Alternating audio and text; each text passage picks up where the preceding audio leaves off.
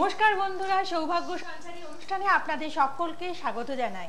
সৌভাগ্য সঞ্চারী সেই একমাত্র অনুষ্ঠান যেখানে আপনাদের জন্য উপস্থিত থাকেন তারাপীঠ কামাখ্যা সিদ্ধা মাতাশ্রী চন্দ্রিমা, স্নেহময়ী মায়ের প্রতিমূর্তি, আধ্যাত্মিকতায় পরিপূর্ণ।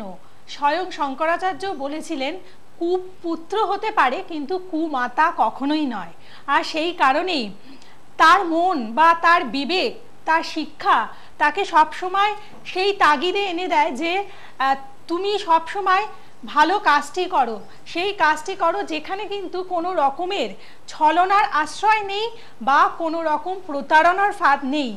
শুধুমাত্র আধ্যাত্মিকতা এবং মায়ের প্রতি অসীম শ্রদ্ধা, তারই বশবর্তী হয়ে তিনি কিন্তু অকাতরে আপনাদের জন্য অত্যন্ত পরিশ্রম করে প্রত্যেকটি কাজ করে থাকেন।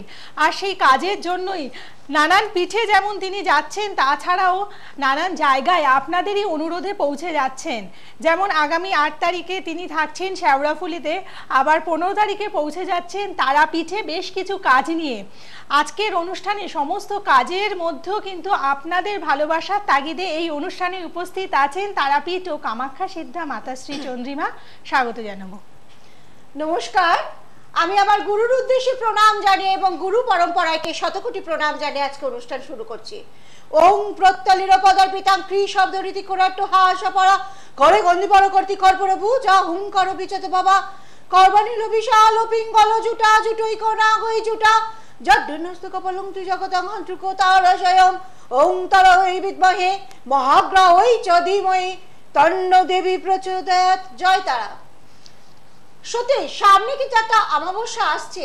এই অমাবস্যায় বেশ কিছু কাজ আমার রয়েছে, কিন্তু কাজটা আমি তারাপীঠে গিয়ে করতে পারছি না। 13 তারিখ 13 ডিসেম্বর আমার নিজস্ব যে ইনস্টিটিউটটা রয়েছে মা তারা জ্যোতিষ ও তান্ত্রিক সমাজ, এই মা তারা জ্যোতিষ ও তান্ত্রিক সমাজের একটা জ্যোতিষ মহাসম্মেলন হচ্ছে। এখানে প্রচুর মানুষ আসছে এবং অনেক অ্যাস্ট্রোলজার যাদের রেজিস্ট্রেশন নেই তারাও পর্যন্ত ওখানে সবাই নাম লিখিয়েছে এবং সেখান থেকে রেজিস্ট্রেশন নেবার জন্য আসছে। প্রচুর দূর দূর থেকে, পুরুলিয়া, বাঁকুড়া, বৈদ্যবাটি, অনেক দূর দূর থেকে মানুষ কিন্তু আমার ইনস্টিটিউশনে আসছে সেদিনকে। এই 13 তারিখ এখনো দেরি রয়েছে। যেসব মানুষ মনে করছেন, যেসব অ্যাস্ট্রোলজাররা যাদের রেজিস্ট্রেশন নেই এখনো আপনারা চাইছেন নাম নথিভুক্ত করতে, তারা কিন্তু অবশ্যই করে নেবেন। যেহেতু 13 তারিখ এই কনফারেন্সটা রয়েছে সেহেতু আমি যেতে পারছি না তারাপীঠে, কিন্তু আমি সেই ডেটটার পরিবর্তে এত মানুষের ডাক, মানে সিউড়ি, বোলপুর, ওই সমস্ত সাইড থেকে বীরভূমের মানুষদের জন্য আমি 15 তারিখ কিন্তু তারাপীঠে থাকছি। 10 তারিখ কিন্তু আমার যজ্ঞ রয়েছে, সেটা আমার নিজস্ব আশ্রম মা তারা জ্যোতিষ ও তান্ত্রিক সমাজ, এটা বালিগঞ্জ স্টেশনের একদম কাছে। সেখানে আমার যজ্ঞ রয়েছে। যদি আপনারা কেউ মনে করেন সেই যজ্ঞে আহুতি দেবার জন্য অবশ্যই আসতে পারেন। একদম। এবং তার সাথে সাথে সামনে যাদের পরীক্ষা রয়েছে, মাধ্যমিক পরীক্ষা বা উচ্চ মাধ্যমিকে যাদের টেস্ট হয়ে গেছে, পরীক্ষা দেবে, তাদেরকে বলবো যে এই অমাবস্যা যোগে বা পরবর্তী যে ভালো সময়গুলো আছে সেই সময়তে অবশ্যই কাজ করিয়ে নেবে। কেননা তন্ত্রের মাধ্যমে বা জ্যোতিষের মাধ্যমে কোনো প্রতিকার সহকারে যদি পরীক্ষাগুলো দেওয়া যায় সেক্ষেত্রে কিন্তু খুব ভালো রেজাল্ট পাওয়া যায় এবং যে বেস্ট রেজাল্টটা সেটা কিন্তু পাওয়া ভীষণভাবে সম্ভব। আর 8 তারিখে দিদি শেওড়াফুলিতে উপস্থিত থাকছেন, আর 15 তারিখ থাকছেন তারাপীঠে। শেওড়াফুলির পার্শ্ববর্তী অঞ্চলের বন্ধুরা বা তারাপীঠের কাছাকাছি যারা থাকেন তারাপীঠের বন্ধুরা, এবং গতবার দিদি যখন তারাপীঠে পৌঁছেছিলেন আপনাদের মধ্যে থেকে অনেকেই সেখানে উপস্থিত হয়েছিলেন এবং এত ভিড় হয়েছিল যে প্রত্যেককে দেখে ওঠা সম্ভব হয়নি। কয়েকজন বাড়ি ফেরত গিয়েছিলেন। তাদেরকে বলবো তারা যদি আজকের অনুষ্ঠান দেখে থাকেন আপনারা কিন্তু আপনাদের নামটা লিখিয়ে রাখুন প্রোগ্রাম চলাকালীন, এবং অবশ্যই আপনারা কিন্তু এবার তারাপীঠে আসলে আপনাদের কিন্তু ফার্স্ট প্রেফারেন্স থাকবে, তাই তো দিদি? আগেরবার তো তোমার অনেকজন ফিরে গেছে। নিজেও ভাবতে পারিনি, আমি একটা সময় হোটেলে ঢুকেছি, লজ মানসীতে আমি থাকি, তারপরে মানে 2টো থেকে লোক দেখা আমার শুরু হয়েছে। সেই লোক দেখা একদম রাত্রি 9টা পর্যন্ত, মানে কালী পুজোর অমাবস্যা ছিল, তারপরে আবার যজ্ঞের একটা প্রিপারেশন থাকে, মানে আবার সেক্ষেত্রে তাদেরকে ফিরিয়ে দিতে তখন আমি বাধ্য হয়েছিলাম। তো তো এবারে আমি বলবো যারা যারা ফিরে গেছিলেন তাদের জন্য অবশ্যই মানে অলওয়েজ ওয়েলকাম, তোমরা এসো। আমি আবার যাচ্ছি 15 তারিখ। আর যে সমস্ত মানুষ আমাকে বিশ্বাস করে আমাকে তারা কাছে টেনে নিয়েছে, তারা কাজ দিয়েছে, তাদের তো অবশ্যই কাজগুলো আমি নিয়ে যাচ্ছি। আর সব থেকে বড় কথা, এখন এই পরীক্ষার্থীদের ব্যাপারটা যেটা নিয়ে একটু আলোচনা করতে চাই। অনেক বাবা মাই যেটা করছেন যে বাচ্চাকে কেন পড়াশুনো করছে না, কেন পরীক্ষার রেজাল্টটা খারাপ হচ্ছে, বই নিয়ে বসছে না। সব থেকে বড় কথা, যে ছেলেটা দেখা যাচ্ছে হাফ ইয়ারলিতে এত ভালো রেজাল্ট করেছে, তারপরে হঠাৎ করে কেমন যেন একটা ডিটোরিয়েট করতে শুরু করেছে। এটা আপনাদেরও একটু ভাবা উচিত কেন এটা হচ্ছে। বা গত বছর ভীষণ ভালো রেজাল্ট করেছিল, এই বছর কেমন যেন সেই রেজাল্টটা ভীষণ কমে গেছে, মার্কসটা কমে গেছে। এটা কেন কমছে? আগে আপনাকে দেখতে হবে যে তার ন্যাটাল চার্টটা কি বলছে। এই ন্যাটাল চার্টে আমার মনে হয় যে সেক্ষেত্রে হয়তো বা দেখা যেতে পারে যে তার চতুর্থ ভাব, অর্থাৎ যেটা চতুর্থ ভাব থেকে আমরা তার পড়াশোনাটা বিচার করি, একটু একটু আলোচনা করা উচিত এবং আপনাদের জানা উচিত। চতুর্থ ভাব থেকে আমরা একটা বাচ্চার পড়াশোনা বিচার করি, সেই চতুর্থ ভাব হয়তো দেখা যাচ্ছে যে ভীষণ ভালো, অর্থাৎ চতুর্থ ভাবের সাথে একাদশ ভাবের একটা ভালো সম্পর্ক রয়েছে। কিন্তু কোনো কারণে চতুর্থ ভাবের ওপর দিয়ে যদি সেই সময় কোনো সময় শনি কিংবা কোনো রাহু যদি একটা অশুভ গ্রহ অর্থাৎ পাপক গ্রহ পাস করে, তাহলে কিন্তু তার পড়াশোনার মধ্যে একটা ডিস্টারবেন্স আসবে। দেখা যাবে সে পড়াশোনা যেমন করছে অন্য মনস্কতা তার মধ্যে বেড়ে যাবে। তো সেগুলো একটা অ্যাস্ট্রোলজারই কিন্তু আপনাদেরকে গাইডলাইন দিতে পারে। অহেতুক বাচ্চাকে মারধর না করে, বকাবকি না করে, সেটা আমার মনে হয় একটু প্রপার অ্যাস্ট্রোলজারের কাছে গিয়ে, যার এই ব্যাপারে একটা অভিজ্ঞতা রয়েছে, যারা 6 মাসের একটা ডিগ্রি বা ডিপ্লোমা করে টিভিতে বা চ্যানেলে বা কাগজে দিয়ে দিচ্ছে, সেরকম মানুষের কাছে যাবেন না। আমি কাউকে ছোট করছি না বা কারো সমালোচনা করছি না, কিন্তু শাস্ত্রটা এমন একটা শাস্ত্র, যে শাস্ত্র কিন্তু একটা মানুষকে অনেক ওপরে উঠিয়ে দিতে পারে, আবার অনেক এই শাস্ত্র মানুষকে নিচেও নামিয়ে দিতে পারে, সে যদি অনভিজ্ঞ হয়। অভিজ্ঞতা একটা ভীষণ বড় জিনিস। অভিজ্ঞতার কিন্তু অবশ্যই তো একটা দাম রয়েছে। যদি এই সাবজেক্টের উপরে তাদের অভিজ্ঞতা না থাকে, তাহলে কিন্তু কখনোই একটা মানুষকে সে প্রপার গাইডলাইন তো দিতে পারবেই না। বরং সেদিনকে আমার কাছে চেম্বারে এসেছিল একটা 7-8 ছেলে।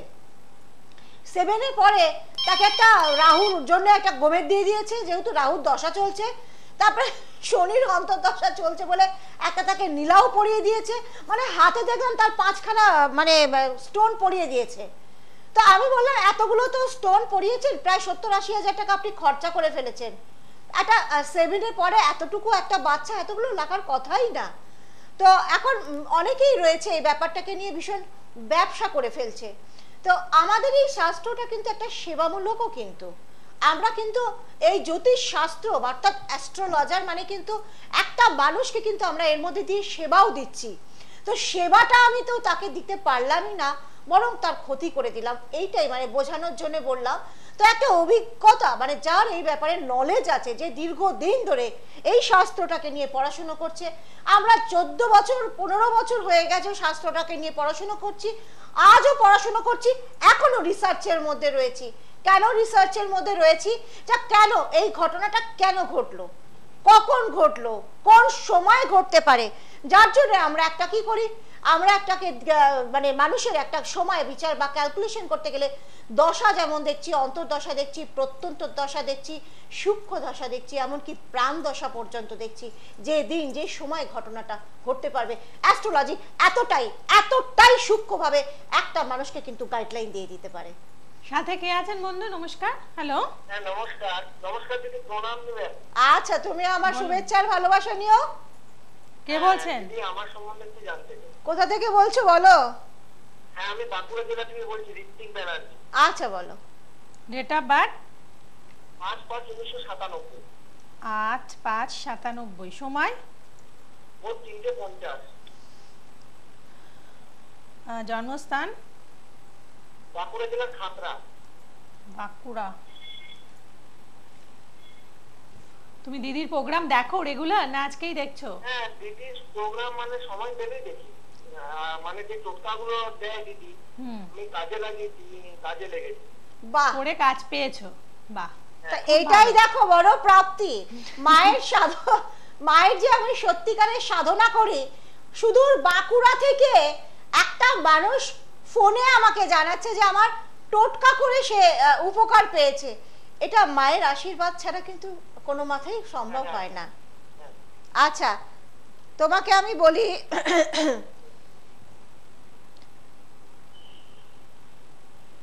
এখন কি পড়াশোনা করছো? হ্যাঁ, আমি মানে বাংলা অনার্স ফার্স্ট ইয়ারে পড়ছি, তো হ্যাঁ, কমপ্লিট হবে। আমি দেখছি। বলছি পড়াশোনার ক্ষেত্রে অনেক কিন্তু তোমার আপস এন্ড ডাউনস, অর্থাৎ অনেক বাধা গেছে। আজকে পড়াশোনা নিয়ে আলোচনা করছিলাম, দেখেছো, শুনছিলে? মানুষের একটা সময় দেখবে ভীষণ ভালো রেজাল্ট করলো, পরবর্তী সময় দেখা যাচ্ছে রেজাল্টটা ভীষণ খারাপ হচ্ছে। হ্যাঁ, ওই ব্যাপারটা আছে, তো মানে হয়তো এরকম হ্যাঁ, বলছে একটা সময় ভীষণ পড়াশোনাটা ভালো হচ্ছে, রেজাল্ট ভালো হচ্ছে, মার্কসও ভালো পাচ্ছে, তারপরে হঠাৎ করে দেখা যাচ্ছে নেক্সট ইয়ারে কেমন যেন পড়াশোনা যে একটা ডিটোরিয়েট করছে, তাই না? এরকম হয়তো এইটা হয় কেন? এটা হচ্ছে গোচর, অর্থাৎ মানে দশা অন্তর্দশা তো আছেই, হয়তো একটা দশা ভীষণ শুভভাবে চলছিল, এবার যেই তার দশা চেঞ্জ হলো, ব্যাস 6, 8, 12 একটা এমন কানেকশন এসে গেল, বা অশুভ গ্রহ বা কোনো গোচরেও একটা মানে দেখা যাচ্ছে ট্রানজিট সেখানে চতুর্থ ভাবের ওপর দিয়ে পাস করছে, তখন কিন্তু তার পড়াশোনা অবশ্যই করে খারাপ হবে। তো তোমার এখানে যেটা দেখা যাচ্ছে সময় এখন খুব একটা ভালো যে আমি চলছে তোমার, আমি এখানে বলতে পারছি না, ঠিক আছে? হ্যালো হ্যালো, হ্যাঁ, সময় যে খুব একটা ভালো চলছে তা না, কিন্তু পাস তুমি করে যাবে, কিন্তু মনের মতো যতটা তুমি চাইছো মার্কস ততটা কিন্তু পাবে না, ঠিক আছে? এমনিতে তোমার চারটা ভালো আছে। আমি মানে চাকরির পরীক্ষাগুলো দিচ্ছি, হ্যাঁ, চাকরির পরীক্ষা দিলে মানে পাওয়া যাবে মানে। শোনো, এইগুলো তো একদম ডিটেলে আলোচনা, কারণ তোমার এখানে দেখা যাচ্ছে নবম ভাব অর্থাৎ ভাগ্যস্থানে নিচস্থ বৃহস্পতি বসে আছে। বৃহস্পতি একটা হচ্ছে আমাদের বৃহৎ একটা গ্রহ, সে যদি তোমার নবম ভাবে অর্থাৎ ভাগ্যস্থানে সে বসে রয়েছে, সেখানে আমি তো ভালো জায়গাটা আমি দেখতে পাচ্ছি না। দশম ভাবকেও কারেক্ট করেছে, নবমপতি দশমে বসে রয়েছে নিচস্থ হয়ে, চাকরির জায়গায় কর্মের জায়গায় একটু বাধা কিন্তু তুমি পাবেই পাবে, ঠিক আছে? সেক্ষেত্রে প্রতিকার প্রতিবিধানের ভীষণভাবে দরকার। বাঁকুড়ায় হয়তো আমি খুব তাড়াতাড়ি হয়তো সামনের মাসে, কারণ এত ফোন আমার কাছে আসছে বাঁকুড়া থেকে, বাঁকুড়াবাসীদের জন্য আমি বলছি, হয়তো আমি জানুয়ারি মাস থেকে বাঁকুড়াতেও বসবো। বাঁকুড়াতে আমাকে ডেট করতে হবে, অর্থাৎ সময় দিতে হবে। তো সেই জন্য আমি চিন্তা ভাবনা করেছি, আর সারাদিনে আমার অ্যাসিস্ট্যান্টদের কাছে প্রচুর আচ্ছা, আর একটা জিনিস খুব ভালো লাগলো, মানে এই অনুষ্ঠান থেকে টোটকা নিয়ে সেটাকে মানে 97-এ জন্ম, খুব একটা বয়সও হয়নি, মানে 16-17 বছর বয়স, মানে সেরকম একটা অল্প বয়স্ক একজন ছাত্র সেই টোটকাটা মেনে ভালো রেজাল্ট পেয়েছে। আর সেখানে আবার দিদি কিন্তু প্রত্যেকের জন্য একটা খুব ভালো সুন্দর বই লিখেছে, সৌভাগ্য সঞ্চারী।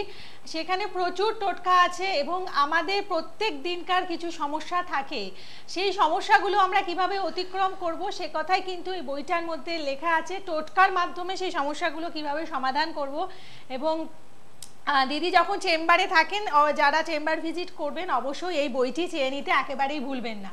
তাছাড়াও কালীঘাটে দিশা চেম্বারে পাওয়া যাচ্ছে এই বইটি, কালীঘাটের দিশা থেকেও এসে আপনারা কিন্তু বইটি কালেক্ট করতে পাচ্ছেন। বলুন, কে আছেন সাথে? নমস্কার। হ্যালো, নমস্কার। হ্যাঁ নমস্কার, বলো। হ্যাঁ নমস্কার দিদি, বলছি আমার হাজবেন্ডের সম্বন্ধে একটু জানতে চাই দিদি। কোথা থেকে বলছো মা? সিঙ্গুর থেকে দিদি। সিঙ্গুর সিঙ্গুর, থেকে, আচ্ছা বলো। আমার হাজবেন্ডের ডেট অফ বার্থ হলো 27/8/1960। 27/8/1960, 60। আচ্ছা, সময়? সময় 7টা 12 PM। 7টা 12 PM। আর জন্মস্থান? জন্মস্থান সিঙ্গুরি। সিঙ্গুর, আচ্ছা সিঙ্গুর। ঠিক আছে, সাথে থাকুন, বলে দিচ্ছি। ডেটটা কত? 27 27/8/1960, 1960। সময়টা বললো কত? 7টা 12 PM।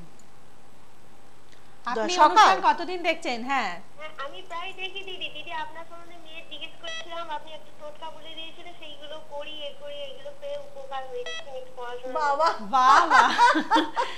আচ্ছা, আপনার টাইমটা কি 7:12 PM? হ্যাঁ হ্যাঁ দিদি। আচ্ছা, ঠিক আছে। মানে মেয়ের জায়গাতে থেকে উপকার পেয়ে এখন হাজবেন্ডের জন্য আপনি জিজ্ঞাসা করছেন। জিজ্ঞেস করছিলাম। মানে তুমি তখনও লাইন পেয়েছিলে? হ্যাঁ লাইন পেয়েছিলাম। বাহ বাহ। হ্যাঁ এবং এগুলোই আমাদের আনন্দের খবর, এবং দিদির আরো ভালোভাবে কাজ করা, মানে আপনাদের জন্য আরো বিশদভাবে কাজ করার অনুপ্রেরণা। খুব ভালো লাগছে শুনে। আর এই টোটকা ছাড়াও আমার মনে হয় যদি চেম্বারে এসে সরাসরি কথা বলা যায়, তবে কিন্তু আরো যে বড় বড় সমস্যাগুলো থাকে না, সেগুলো কিভাবে আমরা ওভারকাম করব, সেগুলো কিভাবে আমরা পেরিয়ে যেতে পারবো, সেই জায়গাটা কিন্তু দিদি তৈরি করে দেয়। বলছি যে সময়টা তো একদম ভালো চলছে না হাজবেন্ডের, না দিদি খুব অর্থনৈতিক সমস্যা চলছে। হ্যাঁ চার্টে আমি যেটা দেখতে পাচ্ছি, মানে আমি শুধু অর্থনৈতিক বলবো না, শরীরটাও ভালো যাচ্ছে না। না না শরীর বলো, মন, ফ্রাস্ট্রেশন, সব দিক থেকে কিন্তু একটা মানে জর্জরিত অবস্থায় রয়েছে, মানে যেটাকে বলবো মানসিক একটা প্রচন্ড রকম ডিপ্রেশন, শরীর স্বাস্থ্য অর্থনৈতিক, অর্থাৎ সব জায়গা থেকে আস্তে পিষ্টে মানে একটা অক্টোপাসের মতো যেন আটকে রয়েছে, এরকম একটা পরিস্থিতির মধ্যে দিয়ে কিন্তু টাইমটা পাস হচ্ছে। গৃহে কিন্তু তুমি দেখবে একটা সব সময় অশুভ বাতাবরণ তোমাদের কিন্তু বইছেই বইছে, হ্যাঁ হয় কি এরকম? হ্যাঁ হ্যাঁ দিদি একদম ঠিক বলছেন। ঠিক বলছি? হ্যাঁ আচ্ছা, আর হঠাৎ হঠাৎ করে কোনো না কোনো একটা মানে বদনামের কোনো কিছুতে কিন্তু জড়িয়ে পড়ার সম্ভাবনা আছে। মানুষের অনেক হয়তো ভালো করবে, কিন্তু মানুষ সেটা রিটার্ন তো দেবেই না, ভীষণ রকম বদনাম করবে, বুঝতে পেরেছো? অর্থাৎ গৃহে তোমাদের কোনো রকম শান্তি এই মুহূর্তে নেই, না না ঠিক বলছি? হ্যাঁ হ্যাঁ দিদি আচ্ছা, সেই ক্ষেত্রে এখানে যা চার্ট হয়ে রয়েছে, শিউরি থেকে তুমি তো বলছো, শিউরি সিঙ্গুর থেকে যদি পারো, আমি 8 তারিখ শেওড়াফুলিতে যাচ্ছি। এই চার্টের আমি যা অবস্থা এখন দেখতে পাচ্ছি, এবং এই চার্ট অনুযায়ী মানে যা এখন আমাদের গোচর চলছে, অর্থাৎ ট্রানজিট যা চলছে, সেক্ষেত্রে অত্যন্ত শরীরের ওপর দিয়ে কিন্তু একটা প্রচন্ড রকম ডিস্টারবেন্স বলো, অর্থনৈতিক তো প্রচুর চাপ চলছে।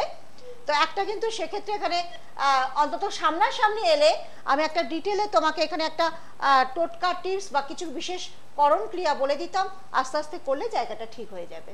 আচ্ছা দিদি, ও কি বদলি হতে পারবে দিদি? হ্যাঁ, বদলি হয়ে এখানে আসতে পারবে?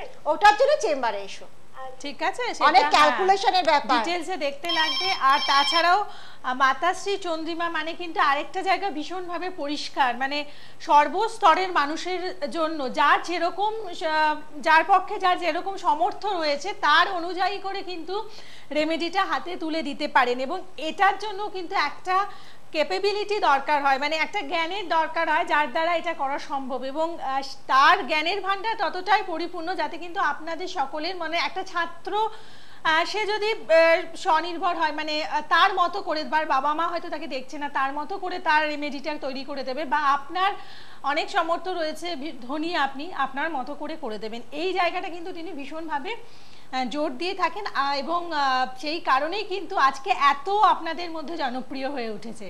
বলুন, কে আছেন সাথে? নমস্কার। হ্যালো হ্যালো নমস্কার। বলো। হ্যাঁ হ্যালো হ্যাঁ, বলো, বলো। বলুন। হ্যাঁ বলছি যে আমি বেথুয়াডাউরি থেকে, নদিয়া জেলার বেথুয়াডাউরি থেকে বলছি। বলো। আচ্ছা আচ্ছা, হ্যাঁ তো আমি আমার নিজের সম্বন্ধে জানতে চাই, ঠিক আছে? আচ্ছা, হ্যাঁ। আমি একটা কথা জিজ্ঞেস করি, তুমি কি খুব এক্সাইটেড হয়ে পড়েছো না না ফোনটা পেয়ে? না না না 4 বার ঠিক আছে বললো। বলো। কি নাম? হ্যাঁ নাম হচ্ছে পৌলমী বিশ্বাস। আচ্ছা, date of birth? Date of birth হচ্ছে 1998, 23শে ডিসেম্বর। আচ্ছা, 98, 23শে ডিসেম্বর। সময়? সময় হচ্ছে 11:52 AM। জন্মস্থান? জন্মস্থান হচ্ছে কৃষ্ণনগর, নদিয়ার সদর হাসপাতাল। কৃষ্ণনগর। আচ্ছা, হ্যাঁ